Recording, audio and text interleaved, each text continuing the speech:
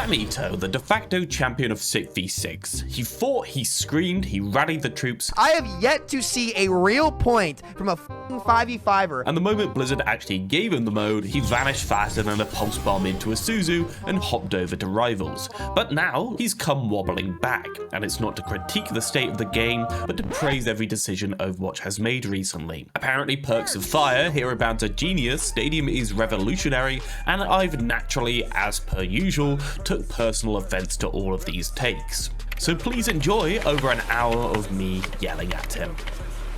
Glazing Overwatch, he's come back, the Glaze Master is here. Sam likes perks, the woke mind virus caught up to him. Oh, poor guy. The liberals got to him. I can't believe Sam made a bloody Glaze video for Overwatch. Oh, maybe we're cooked. Maybe we're cooked. Okay, Overwatch 2, a comeback story, full analysis. Overwatch 2. In recent years, a game title that the general public and casual audience look on with extreme disdain, to the point where it was the most negatively reviewed game on Steam ever after failing to deliver its promise of PvE, of what stopped Overwatch 1 from being developed in 2020, 2021, a Game of the Year winning title, the first shooter to do it and the last shooter to do it in the last decade. But we're now in a timeline where we are 9 months out, or 9 months past Marvel Rivals release, the first hero shooter that ever was able to successfully take the crown from Overwatch in its 10 years. It's really the first one that's existed, though, right? Like, it's not like many people have tried.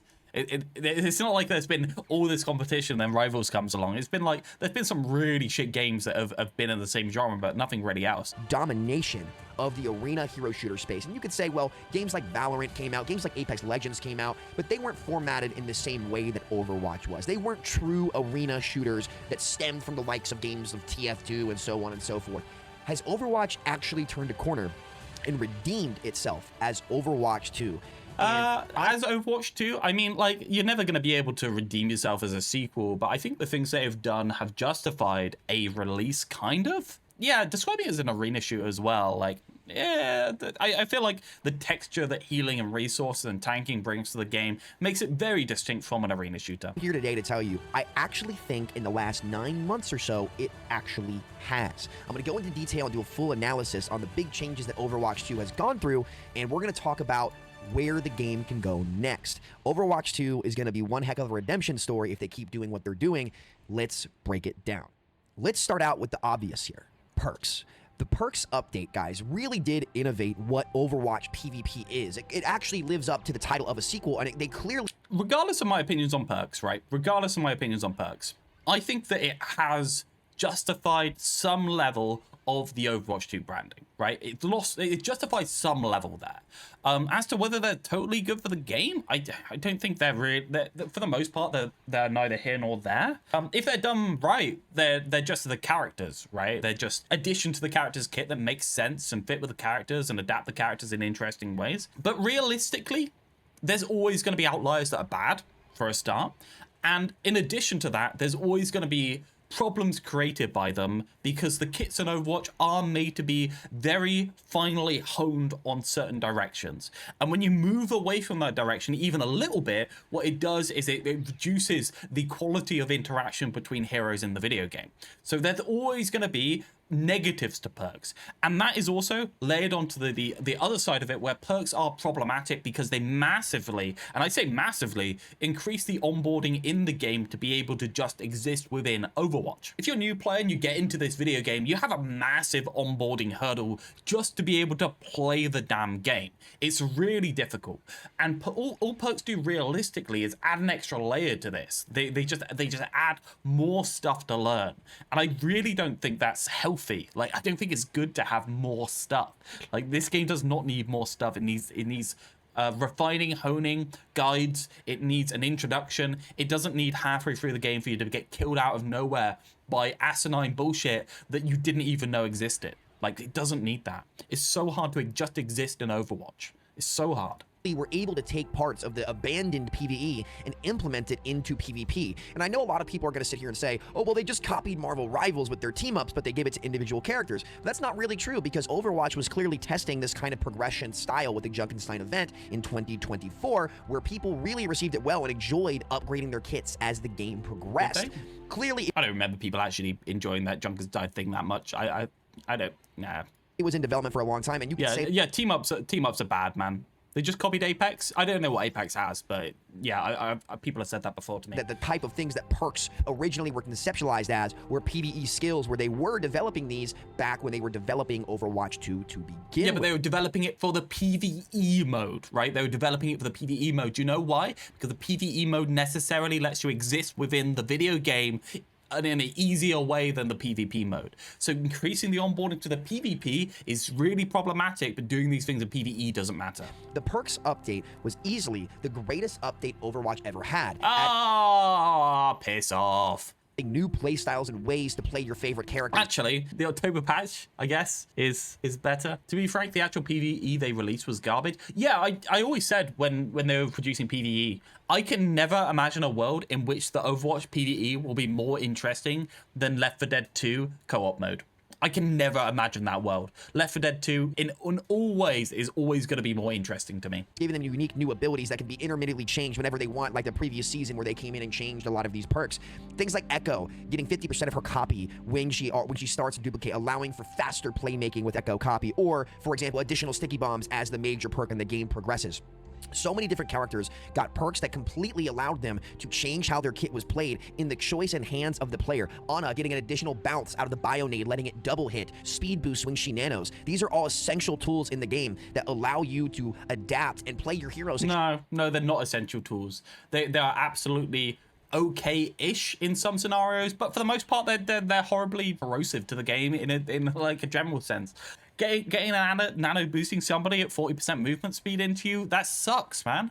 That actually sucks. That's not very fun. It's not interactive, because when you bring these characters and these honed kits into a different space, what you do is you just remove the interaction. Didn't we remove the speed boost from Ana Nano for a reason? Didn't we remove May Freeze for a reason? Didn't we remove all of these things because they weren't good for the video game in the first place? Why is it okay to put them back if you just lock them behind 2/3 of the video game? And if the perks are meant to adapt you into a more interesting playstyle or a more wide playstyle, then why are we locking it behind 2/3 of the video game? Like, come on. Like, come on. May Freeze is good. You take that back? Well, that's fine. Put it back into the video game if it was good. Make a decision. Don't fence it and just say, well, you can have it for maybe one round and that round be significantly worse to play. It's exactly the same as Stadium, right? Stadium, in my mind, gets worse the more rounds you have, because there becomes so much less interactions between heroes. They just become slop the more rounds go on. And at the start, the first round of Stadium with a little bit of armor and stuff like that, that's actually quite fun to me. But the more you adapt it, the worse it gets, because the characters are purposely balanced. The whole point is to balance them so they have the most amount of interesting interaction between each other. You love in a whole new way. This was something that was not possible in the game before, where it was just the abilities and balance patches and whatever it might be. This literally reinvented the way. Yes, I had a 5-minute round of Stadium with 3 blizzards. It was so bad, man. It was so bad. Could play your character. Even heroes like Bastion getting their self-heal back let him play a different style of play closer to the original Bastion from Overwatch 1. The self-heal was a thing that held the kit together in Overwatch 1. That was the point. He had a big model and he needed the self-heal to be able to actually take space and exist in that space without demanding a disproportionate amount of support for him. And then you removed it for no reason.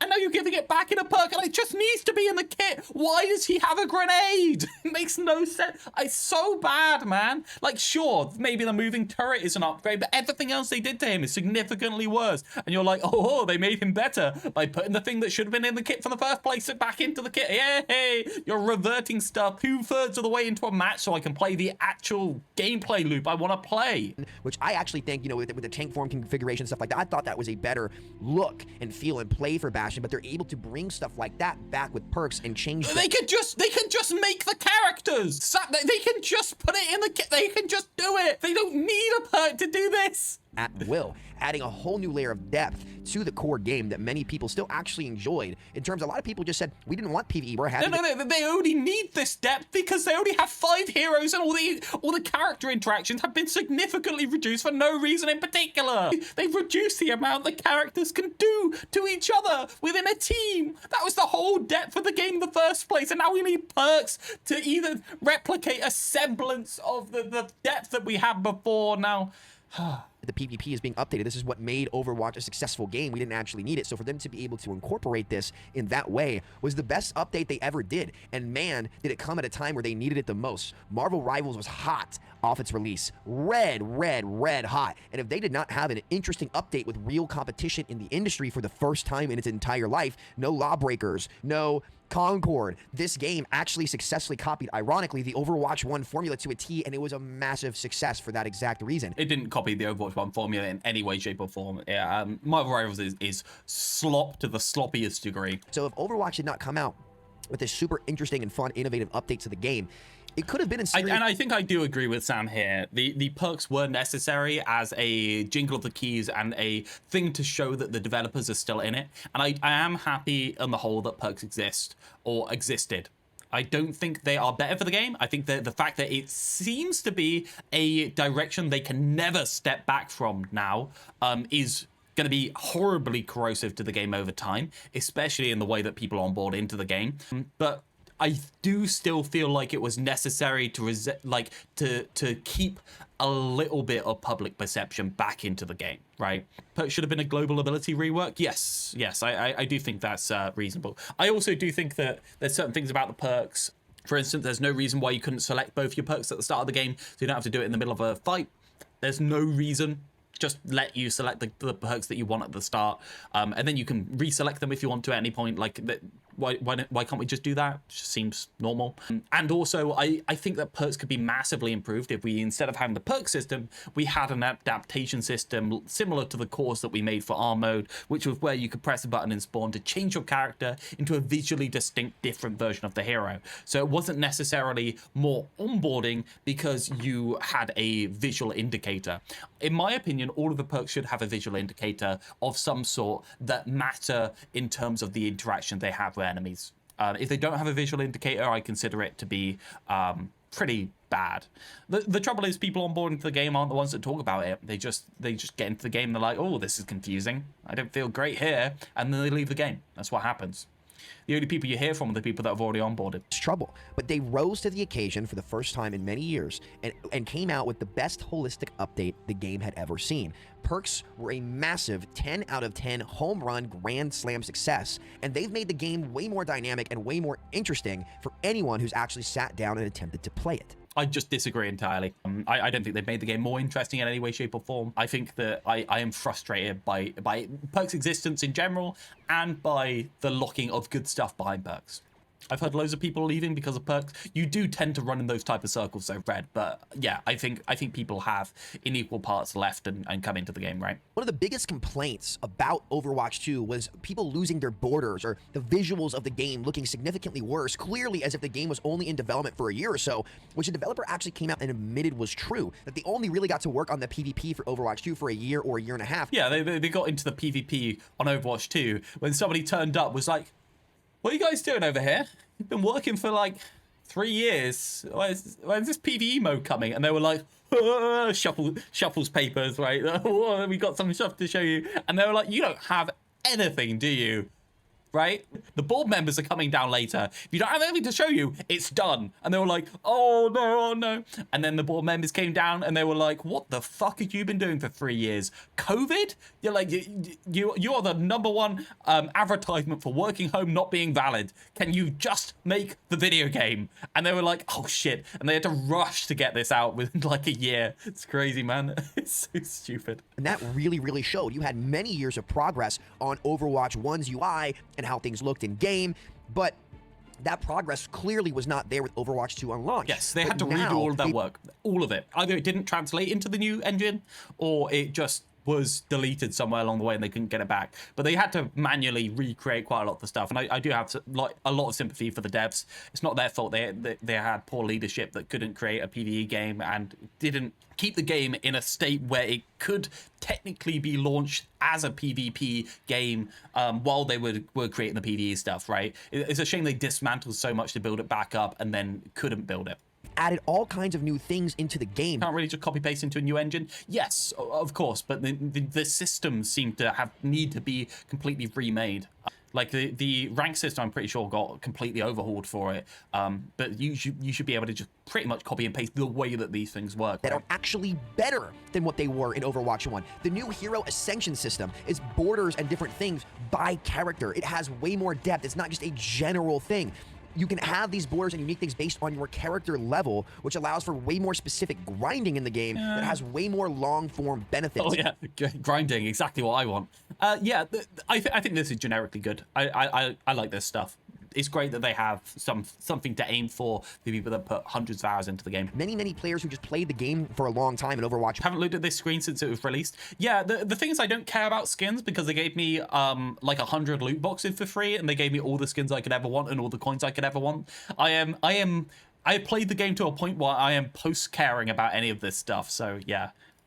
Hit the max diamond border and there wasn't anything left to do. But every time they add new heroes, it lets them scale this functionality indefinitely with new content, always giving longtime players something to grind out. On top of that, they finally recently added... And I do think it's positive. I do. I'm not downplaying this, but this doesn't change my experience of the video game in really any meaningful way. It is very good for the game, though. Back into the game, the ability to see your teammates' most played characters based... Yep, that's a good change. This was a change specifically to prevent toxicity for people being Mercy mains and stuff like that. But this has come back into the game, and I haven't seen any toxicity for it. Has anyone else seen anyone being, I don't know, weird to people because of their hero roster, apart from just saying herder, Mercy main, etc. In a non-serious way?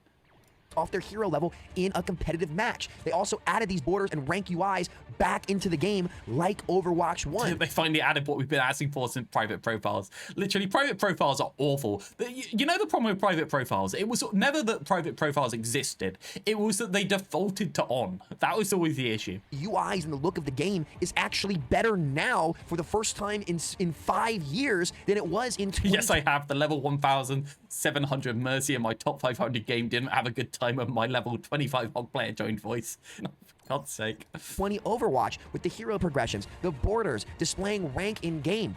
As of right now, it's better than it ever was. And it took them a couple years. Yeah, it took them a couple years because they had to recreate fucking everything. I don't think it's that much better than it was, though, right? It is better, don't get me wrong. They have done some progress on it, but for the most part, they pretty much spent the years getting back to the place they were before. They still don't have end voting cards. I love the end voting cards. They still don't have them back. So there's a couple of things they're missing. A couple of things that they've improved. Yeah. I think what I've realized over the years is that you cannot appropriately disincentivize people being arseholes in video games. There's no way to do it. Everyone's tried to do it. It doesn't work. But you can create systems to incentivize positive interaction so that people want to interact with other people. And that can work on the game to get to this point, but you also have things like competitive drives, which at first they didn't look so great, but now there's like a purple galaxy one this season, and it looks amazing in game. It's like a highlighter border on your screen that looks amazing. These are all massive upgrades that they've made to the game and the UI and display and how you can see what your teammates... They're fine. They're fine. I've never been I've never been that type of person. I just like the gameplay of the video game, to be honest. But yeah, I understand how this has caused a lot of value for people. It's play because it's certainly better than we had before, but yeah. You couldn't, but there's no reason you shouldn't be able to see what your teammates play by pressing the control button. It allows you to recognize what you need to pick in what situation to help out your team, and that's a massive upgrade to the UI, an enormous one. And speaking of UIs and different looks and things like that, in terms of cosmetics, they gave players something that they all asked for quite a bit: better deals on skins. This isn't something that I particularly care about, but you know, the Maximilian Vault, where it will give you deals for skins, is a very nice upgrade. I want to say massive upgrade because I'm not a big cosmetic guy, but many Overwatch players... It's a psychological trick to get you to spend more money, isn't it? Isn't it just a way of getting more money from people? Isn't it a gross commercial feature, right? Like, what? Play it for the cosmetics, play it for the Pixar-esque film, play it for the beautiful looking skins in the game, which have always been the best of breed in my opinion. They look great, and giving people these deals and actually incentivizing their players to come back and, hey, you know, we're going to throw you a bone here and here's your deals for the week. Yeah, it's a really weird thing that people, and I'll never get on the side of these weirdos that consider skins to be content. Skins to me are fine They're fine. They can increase the fantasy of the hero, but the fantasy of the hero, in my mind, is done through voice lines, through the feel, through the animations, through the base skin. I don't feel like giving Sombra a Demon Hunter skin really makes Sombra more Sombra, if you get what I mean, right? Like I don't play Sombra to be a Demon Hunter. I play her for the character. Is another great thing that they did. On top of that, they brought back the loot box system that was the most misguided thing that people would say, oh, all loot boxes are bad. Overwatch 1's loot box system was great. You could play to earn them and earn your cosmetics just by playing the game. And then Star Wars Battlefront came out and the entire industry had to change because they were like, oh, we can make some money. That system back and made it even better with a lot of the modernized cosmetic stuff that they're doing. It's amazing if you're a player who wants to play to earn cosmetics. They went back in and re-implemented that system that never should have gone away. Overwatch 2 in this era, in terms of everywhere but one place, has gone in and taken things from Overwatch 1 and made them better in Overwatch 2. It's taken a couple years, but... And by the way, I would like to say, I am absolutely 100% fine with gacha systems existing within video games. I am so fine with idiot consumers being exploited by corporations to lottery themselves away into, like, I don't care about it. You know what? If it's incredibly predatory, like a proper gambling system, yeah, maybe like stay away from that. I do think the gambling industry is, of course, awful, including the CS:GO gambling stuff. But realistically, do you know what? If these people have stupid amounts of money to waste away, I'm not. You know what? You've got, as you say, you got to pay the idiot tax at a certain point, and I'm fine with other people funding the game for me. They're now at the point where holistically you can say that's true. That's this new system. When Marvel Rivals came out, the reason why the game was so successful is they innovated on the format of the genre. No, they didn't. They actually removed things from the format of the genre. All they did is release in 6v6, had a reasonably good core gameplay loop for the first 100 hours. I say probably the first 50 hours, and had some really interesting DPS mechanics that required a little bit of time to learn. That's basically what Rivals did, and I think that's really all you need to do in order to be successful with that IP. I think that's basically it. Team-ups, and most importantly, hero ban. Hero bans made Marvel Rivals successful. I think with... Marvel Rivals is such a terrible video game that is utterly unplayable without hero bans. It is so bad that they have to have hero bans, otherwise it would fall apart immediately. And you're like, wow, it's so good that they have this system. I'm like, just make a good video game in the first place. Without hero bans, the game would not be nearly as successful as it is and was. Yes, because it's terrible. It's so bad, man. It's so bad. There's so many characters that just need to not be in that video game. Its launch. And for the first time in many, many years, Overwatch implemented they never did this before, a real hero ban system into the game after Marvel Rivals did. And I think that has, on the whole, reduced the quality of the video game over time. I think it is negative for the video game. The biggest bonus for the video game is that low and medium rank players can have some fake control of what gets banned in their game, and they can have some agency to be able to affect it in a way that they don't have to necessarily always play against the things that they hate. Now, what happened in reality is that Blizzard saw that space and they were like, here we go. We can just like shove a load of things into this space and just say, fuck you, ban it. And that's what they did. They basically shoved a load of things into this space. And now, just like in Rivals, you're choosing which bad experience you want instead of choosing, well, just having a good experience to play. You just get to ban a third to a half of the things that are oppressive in the video game. The rest of the stuff, whatever. You don't have to change it. You don't have to fix it. I mean, it's not clear whether Blizzard would fix it anyway, but at least there'd be some pressure on them to do it if the hero bans weren't there. Now it's just like, 90% ban rate. It is what it is, guys. I mean, just ban it, right? We're just going to buff Widow. That's a little bit more buffs, right? Oh, Venom Mine, just move that up there by 50 damage. Oh, the SMG damage, just move that up there bit by bit, making Widow more and more good on the map. She's good at, and if you miss the ban, fuck you, you're dealing with it, right? That's basically what we've done. It sucks, man. And I saw some people sit here and say, oh, well, they were always planning to do it. Rivals didn't make them do it. But they outright admitted Rivals escalated their timeline on when they were going to do it. And they yes, it sped up the timeline, definitely. Also had 8 years to do it before and never really did. Yeah, and I think that was a correct decision, and I think Frito is wrong. It was the Overwatch 1 Blizzard devs was, oh, we're not going to let you guys. Bans were supposed to show the issues, not excuse them. Yeah, 100%. And bans are great as a little bit of an elasticity within the system to enable you to fix stuff a little bit later. But the moment you start leaning into that and you're like, oh, there's a rubber band here. I can lean on that rubber band. Oh, look how far I can lean over this railing that's only been held up by a rubber band. Oh, I can. There's so much room here. I choose the bands. We're going to do hero pools and pick the bands for you for the entire week. And that's just not what a hero ban system is. And I think that bans in general come with a massive amount of lack of faith in the company, right? The idea is that, well, they're never going to do it properly anyway. At least I have some agency now. And that's just, in my mind, that's just so sad. It's just so sad to me. People who criticize the Overwatch 1 era. And maybe if it's true, it's depressing.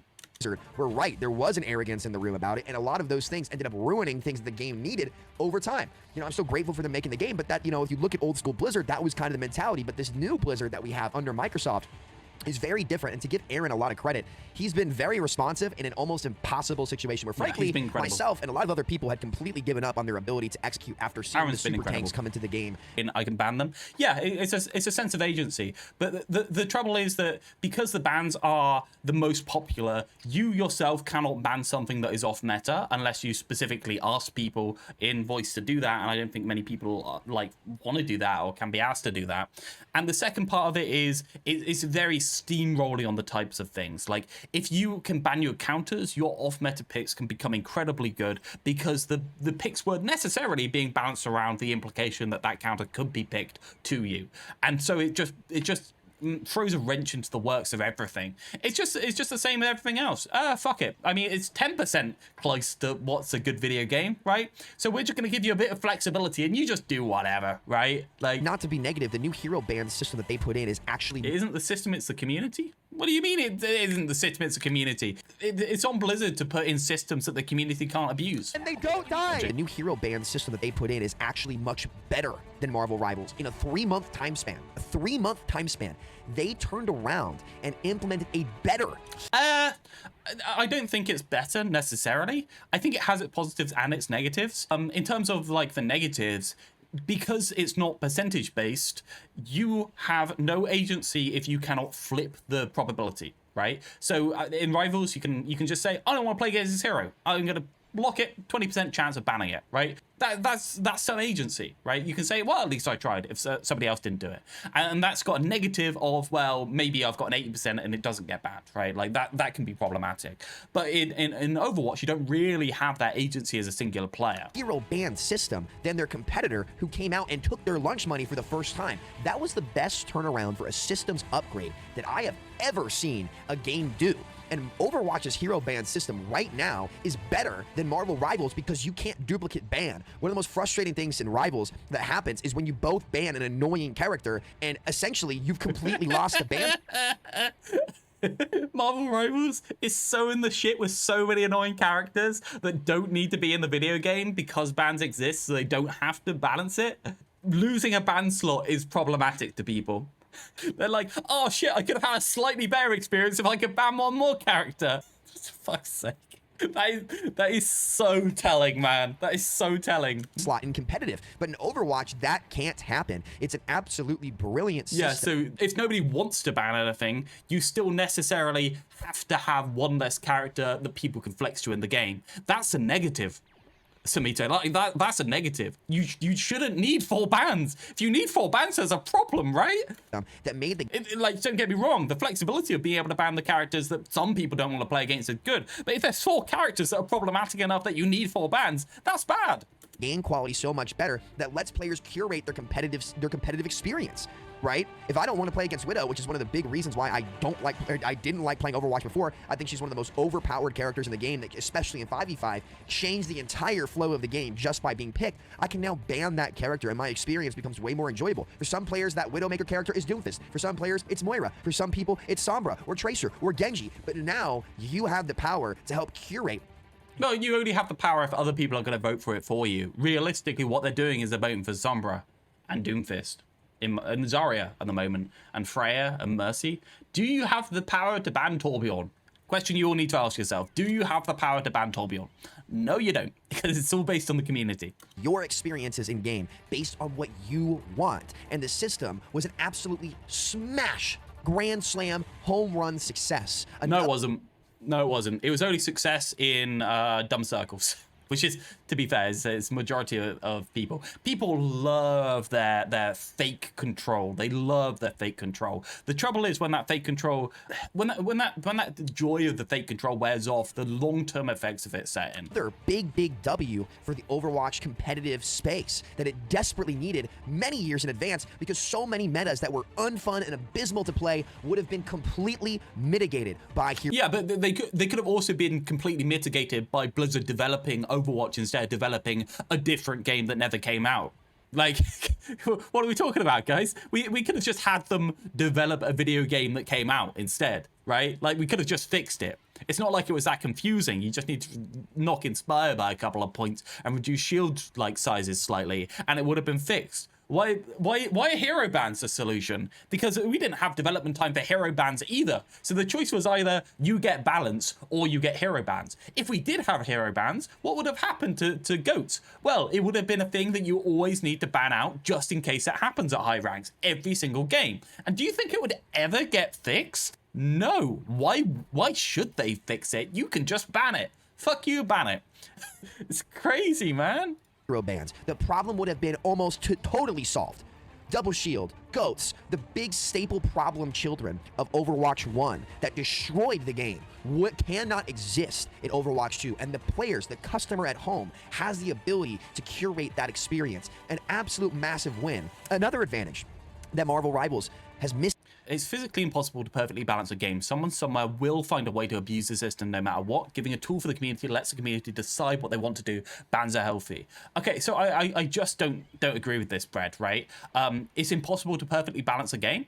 A game being 10% off perfectly balanced does not mean you need a ban, right? Like a ban should not be neither here nor there. Bans are for characters that are obnoxious or metas, right? Is it physically possible to balance a game so that an oppressive meta doesn't form? Yeah, it's pretty easy, actually. It's pretty easy to balance a game so an oppressive meta doesn't form. And is it physically possible to make characters non-obnoxious to the point where people would rather them not exist in the video game? Well, if the alternative is never doing that anyway and just banning them permanently, then I'd rather just fix the characters, right? Like, sure, as I say, it's a great rubber band. It gives you plenty of room to play around with. It gives you plenty of time to play around with. But it doesn't fix any problems. It just gives you a buffer. And if the problems keep increasing over time, you're going to need more ban slots. And you're going to need to keep increasing the ban slots. Bans are healthy if used responsibly. Yeah, like everything else. They're always going to be healthy if used responsibly. But what we do when we give a corporation some breathing room is they will always use the breathing room. Then it's just a problem with the devs and not the bans. No, it's a problem with what a studio will always do with it. It's the same as the visual effects, the visual clutter, right? Remove a hero, make every single new hero that comes out have bigger and like brighter ults every single time. Now, is it problematic that they have bigger and brighter ults? Not really. They had that much visual clutter removed from the game. They've got that space. They may as well use it. So it's exactly the same as this. They're not just not doing stuff. They're doing other stuff instead of balancing the heroes because they have this slack. It's not like they're lazy and they're just AFKing in the office. These have been shuffled to a lower priority on the list of things to do. Massive win. Another advantage, which is that Marvel Rivals like what they should missed do. out on compared to Overwatch, is their new map voting system, where you can actually again further curate your own experience by voting for the map. And it is RNG who gets the hit, but a lot. Voting for maps is less egregious to me in the way that all the maps come up. But I have seen credible information that the map pool has been kind of screwed by this, and quite a lot of maps don't come up ever. I feel like, again, if a map's bad enough that nobody wants to play it, that should be a big red flag and you should do something to that map. But realistically, having to play on these maps that you don't like is actually an important texture to the video game, especially when quite a lot of the maps that people don't like are more poke focused. And I think playing on these maps that are more poke focused less often can actually make them feel worse when you do play on them, because you're not as used to playing into hard poke. So in a way, you can ban an experience so you don't have it enough, so you struggle with it. A lot of the time, if you're like me and you don't want to play Havana, you don't want to play Circuit, or if you're like Jay, who hates Dorado for some reason. Jay, I don't know why you hate Dorado, buddy, but that map is not that bad, especially with the rework, right? You can vote against that map and get a curated experience for yourself. These are the types of things that Overwatch players have been asking for literally 6 or 7 years now. And for the first time, all of these major things have come within a 6-month time span. Within 6 months. And I think the majority of them have been negative for the video game. I think they have reduced the quality of experiences you can have on average in the game.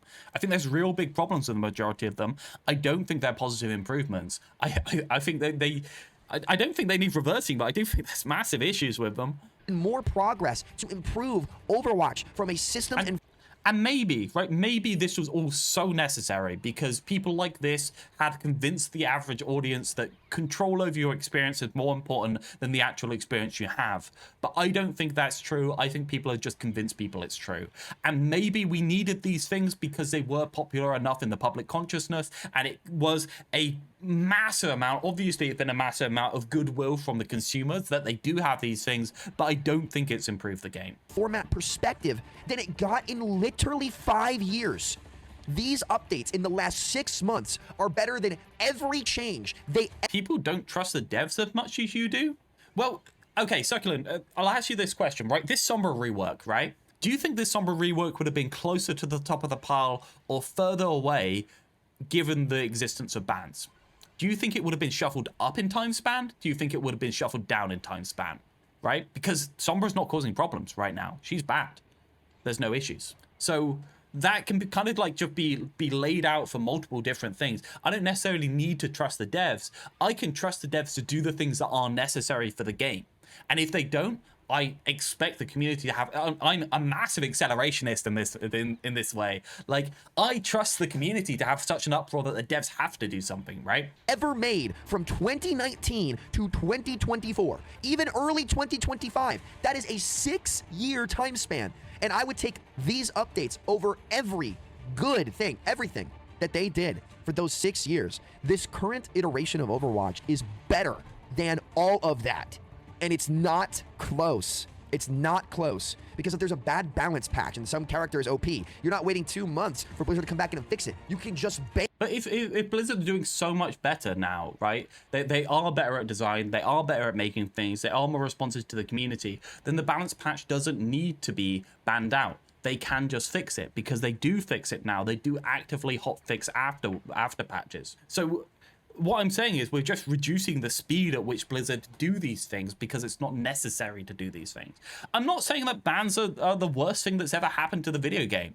I'm saying that calling them an unmitigated gain is wrong. I feel like they've ignored a lot of reworks for a long period of time. Yes, but you also say that they have improved things a lot faster. They've ignored a lot of reworks for a long period of time. Is that true? Like, I'm trying to think about any reworks that have been shuffled to the back. Like, most of it was done in the Overwatch 1 era into the Overwatch 2, and it seems like they've just been getting for a massive backlog of work for the most part. There's all kinds of new ways to experience and play Overwatch, and I think that the new mode Stadium is the embodiment of that. The new stuff that they've added to Stadium really is the next iteration, and it's the first time that they've truly tried to reach for a higher ceiling in Overwatch. And perks are great, don't get me wrong, but the depth that Stadium could potentially bring to the table goes so far beyond anything that Overwatch already has depth if you just play the mode. Play the mode with 2 tanks, it already has depth. Sure, I do understand that people get joy out of building their hero in interesting ways. I do understand that. However, the game is already heinously complicated to onboard. Just obtusely complicated, and changing the interactions so that people interact less, or people interact with weirder ways, or people interact sharply is really problematic for people to feel like they're playing the damn video game, right? It sucks to go into a game, realize in the second round that the enemy Mercy has built exclusively for survivability, and that you can no longer interact with the enemy Mercy. That sucks, man. It really sucks. I don't know any other way about it. Like, it's just bad. has ever done. In fact, it's a lot more like the Borderlands games. Speaking of Borderlands 4 next week, I'm excited. Guys like me have always asked for that kind of customization and depth and builds, and it was the most exciting part of PvE that I was looking for. But with Stadium, they're looking to find a way to actually introduce that into PvP. And what's so interesting about Stadium, full disclosure, it's not there yet. There's a lot more they have to figure out, but they have it in the game the way it is right now to live develop the game, very similar to what Deadlock is doing. There is no better place to get feedback and get answers and explore ideas than to do it in a live service market directly to the player. I think it would be a big mistake if they hid Stadium behind closed doors and didn't let people play it, didn't let it be tested, because the way it's formatted right now is very much so more like a quick play. It's not competitive at all, in my opinion. I don't think Stadium is competitive at all. It's got like the systems and things for it to be competitive, but it's not a true competitive experience. It's very much so like a test, and it's clear that they're live developing it and figuring out how to put characters into this style of Overwatch that they can build off of. It's the same thing they did with the Junkenstein's event last. Yes, the trouble is, when you put characters like Tracer into the game, weirdly enough, what happens is they get less interactive because they're already not very interactive heroes based on exactly what they can do with their cooldowns. So it's one of those situations where all you need to do is slightly misbalance it, and all of these characters just choose not to touch each other, and it's like, man, Kiri clone build PTSD. It's fine. It's fine. I'm glad they did it, just purely because it is it's something I know quite a lot of people casually wanted, being able to build your own hero kind of thing. Yeah, let's test things and try new things. Yeah, it's not interesting to me. It's not content to me. Where they were testing out perks, but they're doing that with... Yeah, I do wonder quite a bit about the amount of dev time that goes into Stadium versus the percentage of the player base it has. I don't know what player base Stadium has at the moment.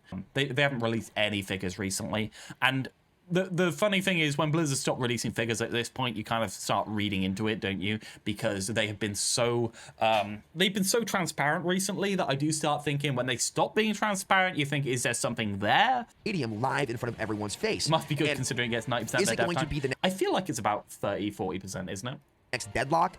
I don't know. I think it's way too soon to tell. I think they've got a lot of formatting things that they have to figure out in terms of making it more competitive. It plays more like an arcade right now, but it's still a fun new way to play Overwatch with way more depth and builds and creation that the previous game in Overwatch 1 couldn't come close to. Overwatch 1 could not... Okay, here's my Stadium take. I think that the additional stuff they added, the maps, the announcer, the feel of it is really good. I think they've done very good at creating this as a product, but I do not like the gameplay.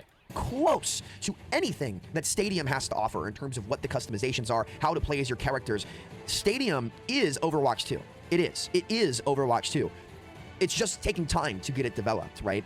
And I am excited to see it, but there's one big problem that Overwatch has. I've sat here and I've sung its praises for 20 minutes because I do think the last 6 months have been the best in Overwatch history. Ironically, the one time where it falls behind and has to compete, which is one of the best things that we should be so happy and blessed about with Marvel Rivals. There's one thing that is holding Stadium back the most, in my opinion, and there's one thing that I will give them credit for. You can play all different types of Overwatch with the new formats now. If you preferred 6v6 open queue, you can go play 6v6 now. It's not rose-tinted glasses and nostalgia. Some people genuinely preferred that format and that style of the game, and now that's accessible to you within a live 6v6 version of the game, which is where I spent almost all of my time when I play Overwatch nowadays. But there's also the negatives of it. Like, splitting the queues is a real big problem, and Overwatch has really reduced the match quality in general because of it.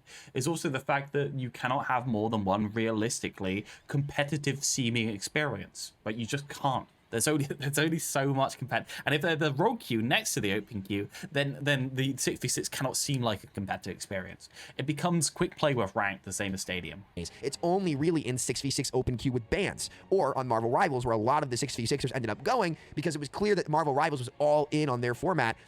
Ironically, the same format that gave Overwatch 1 all of the success that it could possibly have, it stemmed from the fact that it was not 5v5 roll lock with super tanks in the game. I think Stadium would be really fun in 6v6. I don't know about anyone else. I feel like it'd be a lot more engaging. Am I crazy? I know it couldn't happen basically because of FPS, right? That's the main reason it couldn't happen, but still. But that, to me, is the biggest fault of Stadium. The fact that the matchups are still that lopsided with one super role running around the map makes it unapproachable. And anybody who tells you that, well, you're super as well and you can build your kit as well, ignores the fact that that tank is also scaling and the matchup is never even close to even. It's nowhere close to even. The tank has way too much impact on the game compared to the other roles. And that is the only major issue that Overwatch 2 has is its the only guys, don't worry about it. The only major issue that Overwatch 2 has is that the 2 premier modes are fundamentally flawed. Okay, it's the only guys, it's the only problem though. Right? It's fine. Don't worry about it. It's just that they are flawed from the ground up. Formatting, and I'm going to talk about it now. Shit. Oh god. While it is super important to note, like I said, you actually can play the 6v6 mode. Because 6v6 Open Queue is not the official format of the pro play, of all of these things, all of the main parts of the Overwatch community are still playing 5v5 role lock, which if that's the direction that Blizzard chooses to go, that is the direction they choose to go, and that's what they want to support. 6v6ers, you guys don't have the right to complain necessarily because they did, to give them credit, actually... Yeah, I do have the right to complain. You haven't patched anything for 6 months. Of course I have the right to complain. We are a portion of the player base. We have a proportionate right to complain. What are you fucking on about? Oh, they threw you a bone. Shut up. Eat your shit. What are you talking about, Sam? What is this? They put the mode into the game. That's all you're ever allowed to ask for? If old Sam saw the 66 implementation, he would go, no, you're not allowed to complain, Typhoon, apparently. Where did this come from? Implement the format that all of us pushed for very hard. In fact, I think that all of the excuses around 6v6 being a terrible idea and how it would never work, while it was all gaslighting the entire time and everybody knows it, the success of Marvel Rivals doubles down and makes it irrefutable that if you phrase this question to people, okay, if Overwatch was such an industry titan for 10 plus years that no one could ever compete with it. Yeah, he's been caught by the woke mind virus. Oh, the liberals got him. Why is it that the first time a game ever did, that game, okay, let's go head to head and compare the games. Does Marvel Rivals or Overwatch have a better game engine? Not even close. Overwatch's game engine trumps it by a mile. Not even close. Overwatch's game engine is significantly better. Okay, well, who had better systems at launch? Well, Marvel Rivals did with the open queue with hero bans, great queue times, their ban system was great. We'll give it to Rival, but since then, Overwatch has implemented a better hero ban system. Okay. What about the hero about the same designs, right? What about the heroes themselves? I mean, maybe you could give Marvel a bit of an edge there because the IP is so big and the designs were crazier and out of the box and they had team-ups and all that stuff. But since then, I think perks have leveled the playing field, if not surpassed team-ups. Yeah, they shuffled some bits into the trough, and now the pigs are eating. You aren't relying on another character and your teammate to get access to your perks. You can do it on your own. Okay.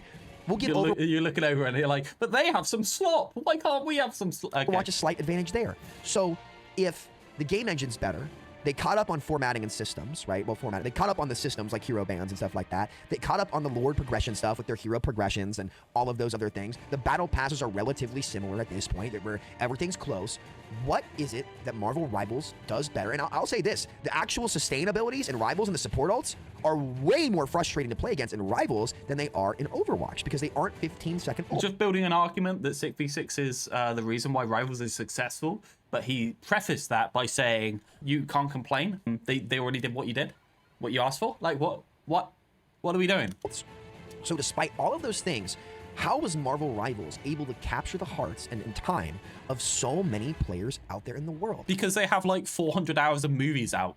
Could it be that it is the formatting of the game? I do think obviously Overwatch has massive problems due to the formatting, but I think that the main thing for Rivals was obviously the IP. Like that was the main thing. Aside from that, like I think that the format is when I say the format, I do mean the average gameplay loop as well as the format. The average gameplay loop of Overwatch, you can have a bad 6v6, you can have a good 6v6, you can have a good 5v5, and you can have a bad 5v5. And the problem is that we're dealing right now with what I consider to be as good as they can make 5v5, when realistically the alternative is the bad 6v6, and they're for me more or less even. I prefer the bad 6v6 over the peak 5v5. Yeah, 100%. I prefer it too. But you have to say, it's fine for you to prefer the Peak 5v5. It's fine, right? I don't really have a problem with it. I definitely wish that 6v6 was the premier mode, because I think a good 6v6 vastly obliterates Peak 5v5, right? But really what we're talking about is we're talking about two modes that are probably roughly equal, given the amount of development that's gone into one and the amount of lack of development that's gone into the other. And we are allowed to say this is a shit version of our game. We are allowed to do that. And there is no reason to expect that this game mode couldn't grow with the grassroots player base that it obviously has if they actually cared about the game mode in any way, shape, or form and didn't delegitimize it at every corner. Aaron, I'm gonna ask you a question, and I'm gonna leave this as a question to anybody at home, okay? Do you guys truly feel that in a PvP game, and it could be Dead by Daylight, it doesn't even have to be a shooter, because Dead by Daylight had a similar problem, which is why I find this so fascinating, that it's acceptable to have one role on the map that is significantly more powerful, and I'm not talking 1.5x, 2 to 3 times stronger. So why are you saying we can't complain? If 6v6 is significantly better, why can't we talk? Than everyone else on the map. Yeah, I'm waiting for him to get to the end of his point, because I'm like, surely he has to come back to the fact that you can't complain after he makes his argument, because why would he do it in the first place if not? Super tanks are the only thing that are ruining Overwatch 2, and the 6v6 open queue right now is the best iteration of Overwatch. But it still has super tanks, because they didn't change anything about the lethality of tanks. They still allowed them to commit bullshit to characters. They just reduced their health pools and increased their cooldowns. They didn't do anything to them. They made them just as bullshit. They just took some power away from the ability to generally stand on main and not be murdered. That's all they did. They can still kill people the same, and that sucks. That's bad. That's a bad direction to go in. I have ever played in my 10-year time. It's the best iteration of a hero shooter I have ever played. Why, Aaron? Even in Stadium, this is true. Why do you guys think it's acceptable internally to have the tank literally be 3 to 4 times stronger than everyone else on the map? Because something Q times. It's obvious. Because in World of Warcraft, we don't have enough tank players. That's the answer. Because you have never made the argument that it's a very reasonable thing to expect that the Q times could be approximately equal for the free roles if you just treat them the same way. Right? Like, so you've never made this argument. Every single conversation you ever had, you never just said, well, if we just make the same amount of tanks, we make them just as interesting, and we make that average gameplay experience about the same, and maybe we put in a little incentives to swap between the roles like we had before. A little one, not divert away from the roles and then be like, you can get faster queue times. Just a small one. Maybe we could just have equitable queue times. Maybe that's just a thing we can do. As evidenced by the fact that every single game I've ever queued in 6v6 appears to have 2 tanks in it. I haven't not had 2 tanks in like all of the games. I think I've had like one game with 1 tank in it ever since OPQ launched. And it's like this whole argument is just propped up by the false understanding that there's nothing we can do about queue times. The same problem still persists and ruins 5v5 to this day. There is too much. It doesn't matter. They can't do anything, Sam. They are stuck because the queue times. If you don't make this argument, nothing matters. And you can't be asked to make this argument. You never make this argument for some reason. Power on the tank. Way too much. Not to mention all of the problems that Hawk and I talked about in the 5v5. They could agree with you 100% about the gameplay. It would not matter one bit. 6 debate are more true than ever. In fact, we've been proven right on a lot of these things. Things like people should have been happy with the 6v6 test balance, even though it was not perfect. There was so much negativity. Maybe Dex gave up because of the negativity. I don't think there was that much negativity. I think most people had just gone to rivals, so there wasn't that much positivity to be had, to be honest. I think that the people that would have been positive about it had already packed up and left, so the negativity was mostly the people that were left, right? Negativity equals Doomfist. Well, it's really hard when you see something close to what you want to just say, oh my god, this is incredible, right? That's really difficult. It was so much, this isn't the exact same with the custom mode, so it sucks. I didn't see that much of it, honestly. I think it was interesting to talk about the things that were different and the reason why that made the game worse. But I was I still play the mode exclusively. I like the mode more than the general game mode. But I think there's loads of things that take away from it. I remember you commenting when it was first released that I hadn't played it much on stream. And I think my answer was just that I was really busy that week doing other things and I didn't have a chance, but I would be playing it. Pretty sure they gave up on 6v6 because why bother? People still play and people spend money with things like 5v5 and Stadium. Yeah, why make a video game? I mean, video games, right? Just make any video game is good. People play video games, just make a game. The Roadhog rework where everyone came out and said, oh, just rework the tank. How did that go, guys? Because that just got reverted. Thankfully, it was a very smart decision to revert it. Hog's skill ceiling was gone. You can't fit a square peg into a round hole, and a lot of these tank designs have to be homogenized. As Hog said, they all have to be similar. And the DPS and support designs, don't forget the DPS and supports. Do everything at once to be a super role, and that is a fundamental flaw of the format. That really, I think, if you look back on the 5v5 and 6v6 debate, maybe there's a chance, and the conclusion I've come to has changed. I knew it would be one of two things. It would be, is 6v6 roll lock better, or is 5v5 roll lock better? But the queue times might truly be impossible to be competitive with in the 6v6 roll lock format, in which case, the question you have to ask yourself, and where does it put... Is there anything we can do about queue times? Because I don't even blame 5v5 for it. I think going to 5v5 was the second worst decision that Blizzard ever made. But the number one worst decision after playing Marvel Rivals for 9 months that is obviously PvE, but you know. Blizzard ever made that I was on the wrong side of history on was going to roll lock. Yeah. All of this stems from a roll lock, guys. I'm not talking about roll queue. I'm talking about roll lock. Roll lock needs to be thrown in the dumpster. It needs to be gone. It needs to go. And I think that's where the 5v5 argument... But the problems with roll lock are also solved by the same thing, which is making the times remote. If we just make the player-based numbers more equitable between the roles by treating the roles in a good way, then the problems with the queue times go away, and the problems with the amount of bad comps in the open queue go away.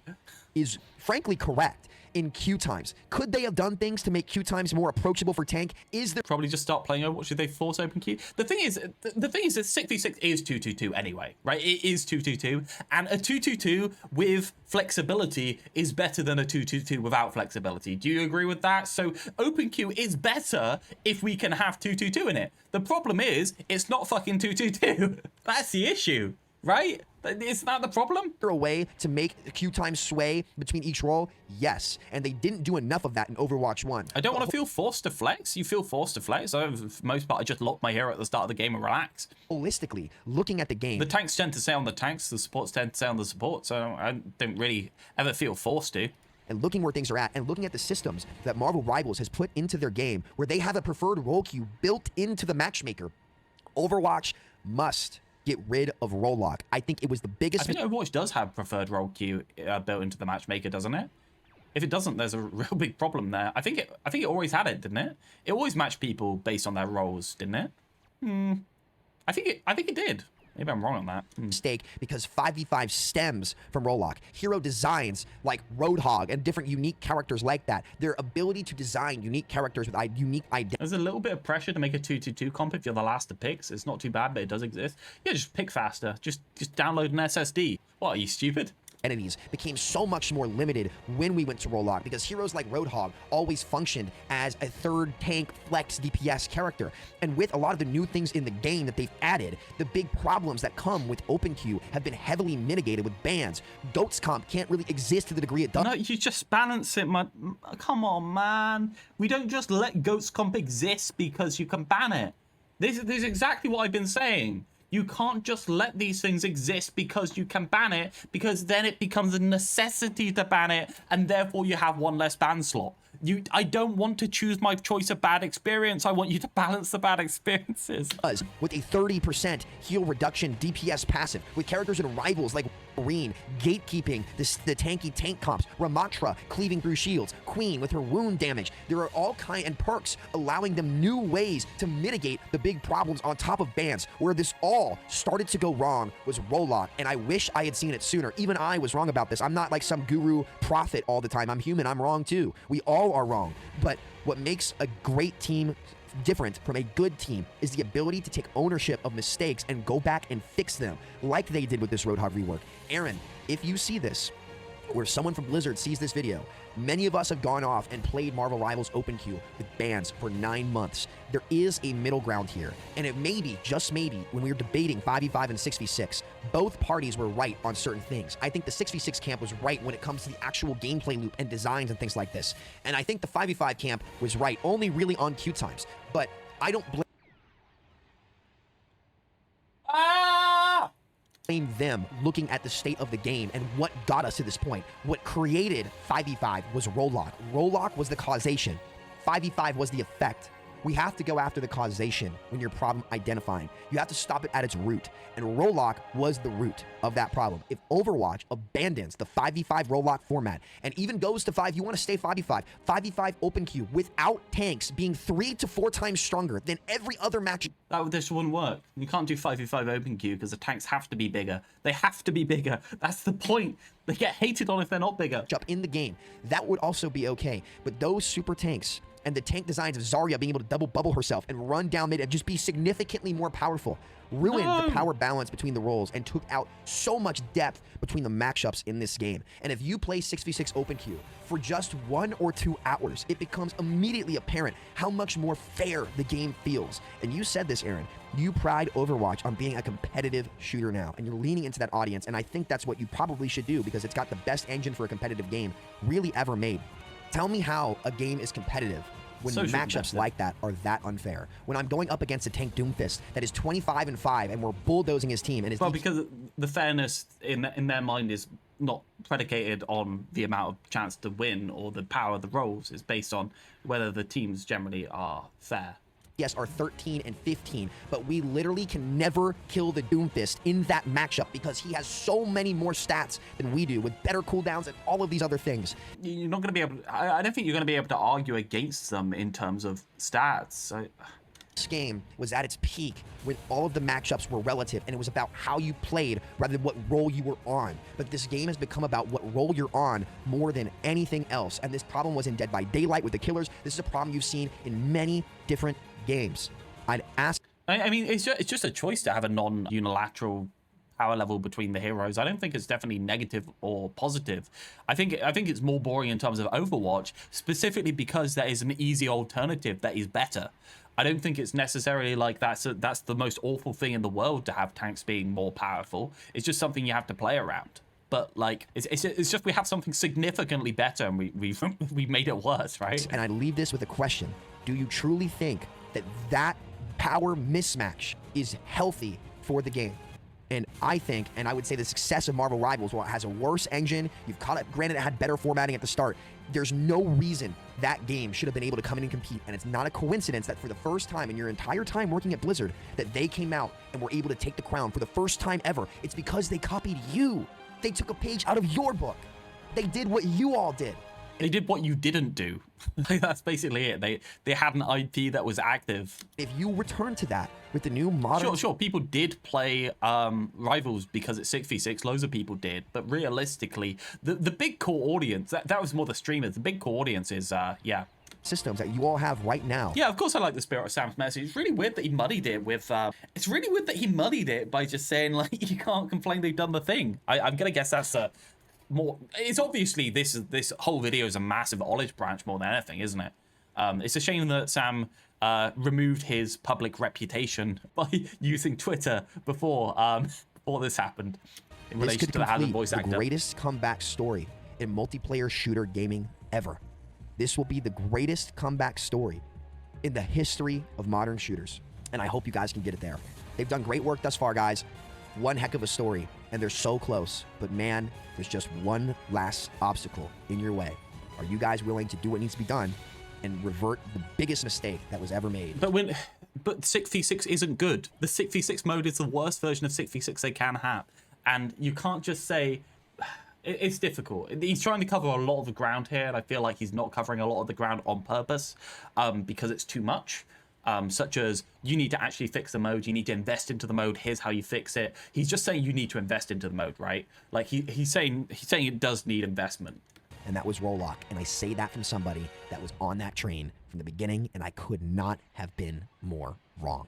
To wrap this up, guys, this has been the best year of Overwatch since really the glory golden era back in the day. They've really found their sense of direction, and they should take enormous pride in their ability to rise to the occasion and compete where they can. There's just one last piece of the puzzle left, and really, you know, who am I to say that should be exactly what they do? That's just my opinion, what I think needs to happen after going out and exploring and playing Marvel Rivals and seeing what works and what doesn't, and having a whole new science experiment in front of our face to show us what can work and what cannot work. But thank you guys so much for watching. I hope you all enjoyed today's video. I think we might come back and do Reaper Fridays on 6v6 Open Queue. I think Overwatch is at a stage state where it can definitely be played, especially with the hero bans and perks and all that. So maybe Reaper Fridays on 6v6 have to come back. Thank you so much, though. I'll see y'all later. Take care. Much love. Peace out. Okay. It's difficult. They're never willing to budge on the queue times for some reason. It's such a weird problem we have that never willing to budge on queue times. I think that unless they invest into 6v6, the mode will die slowly, right? It will always have an audience, but unless they're willing to invest into it, the bare minimum in terms of improving it, it's going to slowly die off. Now, the question is, you can't do 5v5 open queue. That's a no-go in general, just because of the way that's formatted. I feel like they're already where they want to be. I can't see a direction for them to invest more into 6v6 being a more core game mode. Like, all of the competitive stuff is on 5v5. There's never going to be another push for 6v6 competitive play, is there? There's no balance patches for it. There's no reputation for it. So I do feel like this is just barking up a tree they're never gonna get onto. It's nice of him to make a praise video because he's been quite negative in the past, but I do think quite a lot of his praise is just half-truths or things that aren't really true. Like, for instance, using Rivals needing bans as evidence that Overwatch is better with bans, basically. Yeah, sure, Rivals needs bans, but you could actually just fix your game. It's difficult. Aaron wants the game to be more competitive, which is why the balance team is lost. Perks ruin the game, bans give them excuses not to fix anything, and push is still in the game. I don't know. I don't think they got a direction for the game. They got a direction for 5v5, don't get me wrong, and I think 5v5 direction is probably one of the best it can be. But the 6v6 direction? Who knows? Who knows? There is no direction. They don't even know it needs different things by my understanding. Bans are a lot more necessary in 5v5 intrinsically. Yeah, of course, because 5v5 is so inherently less resilient to sharp interactions and hero design because it's got less of a buffer. Like, 5v5 needs all of these things, and it's one of those where it's like, all of these things that technically are good, but just suck the life out of the game slowly. Man, it sucks. It sucks.